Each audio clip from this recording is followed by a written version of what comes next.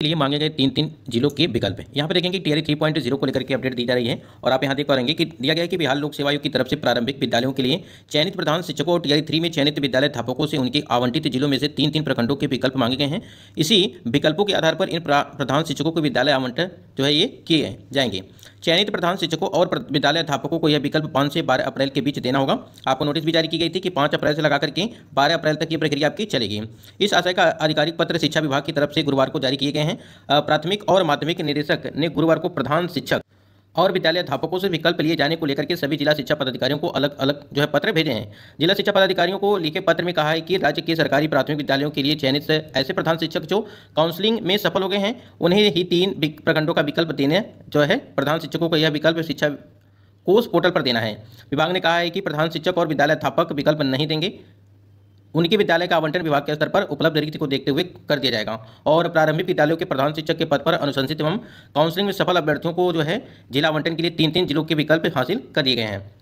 अब यहाँ पे देखिए जो 3 विकल्प आपको दिए गए हैं, ठीक है, चाहे वो प्रधान शिक्षक भर्ती को लेकर के बात की गई हो, ठीक है, या अगर बात करें जो टीआरई 3.0 वाले कैंडिडेट हैं, ठीक है, उनको लेकर के बात की गई हो, तो यहाँ पे जो 3 प्रखंड जिलों के प्रखंडों को लेकर के बात की गई है, अगर यही जो आपका जिला, ठीक है, अगर इन जिलों को ही परिवर्तन करने के लिए दिया गया होता तो कहीं ना कहीं सबसे अच्छा ये विकल्प था शिक्षा विभाग का। यानी कि मान लीजिए किसी कोई कैंडिडेट पटना,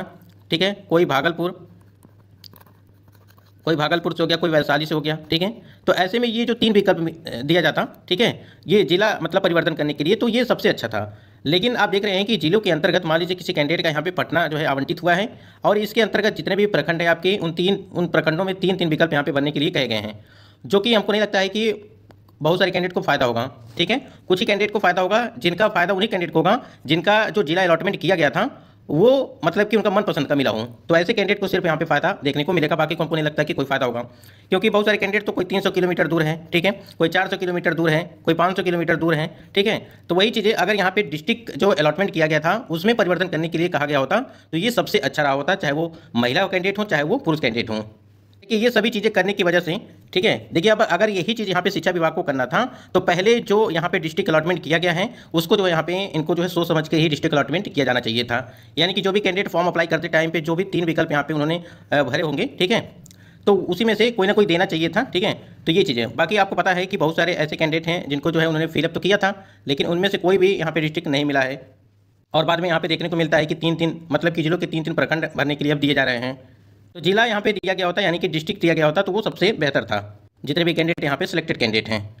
उसके बाद आप यहाँ पे देख पा रहे हैं कि नवादा से एक अपडेट देखने को मिला है कि तीसरे चरण में बहाल 1147 शिक्षकों की तैनाती अगले माह, ठीक है। अब यहाँ पे देखेंगे दिया गया है कि बीपीएससी से अनुशंसित तीसरे चरण में बहाल शिक्षकों की पोस्टिंग अगले यहाँ पे देखेंगे स्कूलों में अगले माह यानी कि अप्रैल में होने के आसार हैं, ठीक है। अभी मतलब कि अप्रैल में होने के आसार हैं, मतलब आप समझ लीजिए कि अभी कुछ भी कंफर्म नहीं है। जिले में 1147 नवनियुक्त तीसरे चरण के शिक्षकों को पिछले माह शहर के हरीशचंद्र स्टेडियम में जिले के प्रभारी मंत्री, सूबे के सहकारिता मंत्री, ठीक है, और प्रेम कुमार ने नियुक्ति पत्र दिया है। और इसमें देखिए महत्वपूर्ण चीज़ क्या है कि टीआरई 3 में चयनित स्कूल अध्यापकों की स्कूलों में जो है नियुक्ति या पदस्थापन की कवायद जो है वो शिक्षा विभाग शुरू करने जा रहा है। जैसा कि आप यहाँ पे देख पा रहेंगे दिया भी गया है कि कवायद यहाँ पे शुरू करने जा रहा है और पोस्टिंग पर विचार के लिए शिक्षा विभाग ने 5 सदस्यीय उच्च स्तरीय कमेटी की गठित की है और सूत्रों के अनुसार इस सभी पदस्थापन या नियुक्ति अप्रैल में की जानी है। तीसरे चरण के अध्यापकों को स्कूल आवंटित किए जाएंगे और तीसरे चरण के विद्यालय अध्यापकों को 2 सप्ताह का यहाँ पे बताया जा रहा है कि 2 सप्ताह का आरंभिक आवासीय प्रशिक्षण दिया जाएगा और इसके मॉड्यूल पर विभाग की ओर से चर्चा की जा रही है। आपको पता होगा यहाँ पे ट्रेनिंग को लेकर के यानी कि 2 सप्ताह का जो ट्रेनिंग है उसको लेकर के आपको एक फॉर्मेट भी दिया गया है, यानी कि टाइमिंग दी गई है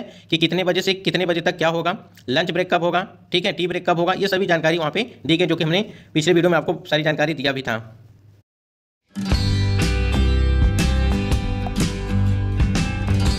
TrueMeds Healthcare App। उसके बाद यहाँ पर भी देख रहे हैं कि प्रधान शिक्षकों को लेकर के भी 3 प्रखंडों का विकल्प देने को लेकर के उनको भी नोटिस जारी की गई है। जैसा कि अभी मैंने आपको शुरू में ही बताया था कि सरकार उदारता से शिक्षकों का स्थानांतरण करेगी। वाह, ये चीज़ें देखने को मिल रही हैं कि शिक्षा मंत्री सुनील कुमार ने कहा कि सरकार पूरी उदारता से स्कूली शिक्षकों का स्थानांतरण करेगी। अभी स्थानांतरण के लिए 1.9 लाख शिक्षकों के आवेदन मिले हैं, ठीक है। ये आपको जो ट्रांसफर पोस्टिंग को लेकर के बात की जा रही है। उसके बाद यहाँ पे देखेंगे आप सीटेट 82 नंबर को लेकर के बात की गई है कि जो टीआरई 1 और टीआरई 2.0 में कैंडिडेट्स हैं। और देखिए यहाँ पे दिया गया है कि जो आपका जैसे 150 नंबर का आपका होता है सीटेट का, ठीक है, तो इसमें क्या है जिनका 82.5 अंक के स्थान पर 82 अंक प्राप्त करने वालों को शिक्षक पात्रता परीक्षा में उत्तीर्ण माना गया है। अतः उक्त के आलोक में निर्देश दिया जाता है कि बीपीएससी टीआरई 1 और टीआरई 2 के वैसे अनुशंसित अभ्यर्थियों जिन्हें सीटेट 82 अंक प्राप्त हों उनकी संख्या 3 दिनों के अंदर निम्न विहित प्रपत्र में विवरण उपलब्ध कराने का जो है यहाँ पे सुनिश्चित करेंगे, ताकि ऐसे भर्ती काउंसलिंग हेतु तिथि निर्धारित की जा सके। आप सोचिए, ये मामला आपका TRE 1 और TRE 2.0 को लेकर के बात की जा रही है। उसके बाद यहाँ पे जो TRE 3.0 वाले कैंडिडेट थे उनकी बात की जा रही थी, लेकिन आप समझ लीजिए यहाँ पे कि जिनका 82 नंबर है वो सुरक्षित हैं। अब देखिए यहाँ पे जो प्रखंड को लेकर के बात की गई है, जैसे आप देख रहे हैं यहाँ पे कि गया जिले में कुल 24 प्रखंड हैं, जिनमें देखिए कौन कौन से शामिल है आपके। गया सदर है, बेलागंज है, वजीरगंज है, मानपुर है, बोधगया है, टनकुप्पा है, फतेहपुर, पहुंच, टेकारी, गुरारी और पराया खिजरसराय। उसके बाद अतरी, बथानी, मोहड़ा, गुरुआ, आमस, बांके बाजार, इमामगंज जो है, डुमरिया, शेरघाटी और धोबी, मोहनपुर और बाराचट्टी। ठीक है, यही इसी प्रकार से आपको दिए जाएंगे और इसी में से आपको जो है तीन जो है यहाँ पे देखने हैं। ठीक है, तो यही चीज़ें हैं। जैसे मान लीजिए किसी कैंडिडेट के यहाँ पे गया डिस्ट्रिक्ट अलॉटमेंट किया गया है, अब इसी में 3 प्रखंड आपको जो है चुनने पड़ेंगे। स्क्रीन पे आप देख पा रहे हैं कि एसीएस ने, यानी कि एसीएस सर ने यूट्यूब कमेंट के खिलाफ यहाँ पे केस दर्ज किया है। यानी कि जैसे कोई वीडियो था यहाँ पे, और उस वीडियो में जो है कोई कैंडिडेट ने जो है, एक व्यक्ति ने उनकी पत्नी के खिलाफ आपत्तिजनक टिप्पणी की और जिससे उनकी और उनके परिवार की प्रतिष्ठा को नुकसान पहुंचाने का प्रयास किया गया। इस मामले को लेकर के उन्होंने गुरुवार को साइबर थाना में केस दर्ज कराया और शिकायतकर्ता ने कहा है कि अब पोस्ट बदनाम करने के नियत से किया गया है। तो ये थोड़ा सा मतलब इस पर थोड़ा जितने भी कैंडिडेट कमेंट करते हैं थोड़ा इस बात को ध्यान रखेंगे। ठीक है, तो आप देख ही रहे हैं कि एसीएस सर ने जो है यहाँ पे यूट्यूब के कमेंट को लेकर के यहाँ पे उन्होंने केस दर्ज किया है। तो बाकी आगे आपको क्या करना है आप खुद समझदार हैं। बाकी यहाँ पे अगर जो देखेंगे आपकी 3 प्रखंडों को लेकर के जो आवंटन था उसको लेकर के बात की गई थी और ये 5 से लगा करके 12 तारीख तक चलेगा। तो देखिए इसकी वजह से आपको जो है कहीं ना कहीं थोड़ा और इंतजार अभी करना पड़ेगा। यहाँ पे देखिए 12 तारीख तक जो है आपकी यही प्रक्रिया चलेगी, यानी कि जो आपका 3 दिन प्रखंड का जो विकल्प भरने के लिए बात की गई है उसके बाद से ही आगे की कोई प्रक्रिया आपकी हो पाएगी। ठीक है, आप देख ही रहे हैं दूसरी तरफ यहाँ पे एक ट्रांसफर पोस्टिंग की प्रक्रिया चल रही है, तो शिक्षा विभाग कहीं ना कहीं उसमें भी व्यस्त है। तो एक एक चीज़ यहाँ पे जब तक कंप्लीट नहीं होगा तब तक आगे की और भी जो भर्तियां आपकी जैसे प्रधान शिक्षक, उसके बाद TRE 3 तब तक यहाँ पे कंप्लीट नहीं हो पाएंगी। कहीं ना कहीं अगर देखा जाए तो काम तो चल ही रहा है, मतलब कि चाहे TRE 3 हो, चाहे आपका प्रधान शिक्षक हो, ट्रांसफर पोस्टिंग हो, ये सभी काम तो चल ही रहा है, लेकिन काफ़ी स्लो चल रहा है। तो इस वजह से कैंडिडेट काफ़ी ज़्यादा जो है परेशान है इसको लेकर के।